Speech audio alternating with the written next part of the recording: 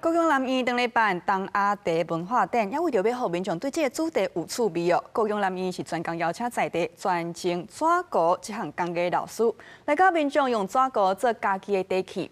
也一个体验课程当中呢，让民众嘛当了解讲纸糊这项工艺的知识。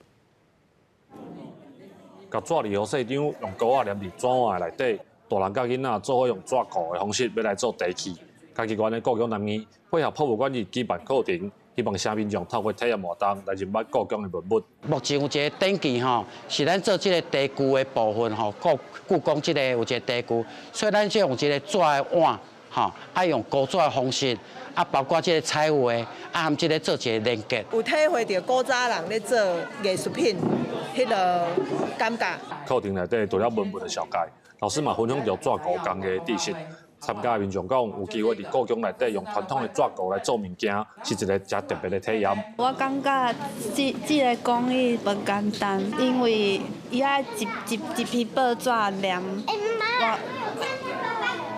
然后去塑形，我觉得蛮不容易的。伊是用平常时咱就是生活拢会当，你回收再利用嘛，做环保的物件。你做了，你会感觉讲，趣味啊。上课的老师表示，故宫南面是国家级的文物展览馆，会当用纸糊的体验课程，配合故宫南面的展览甲博物馆日的活动，对传统工艺唔但是一种保存甲肯定，嘛互民众对文物的认捌，会当因为体验的过程来加深印象。记者林慧婷，家己报道。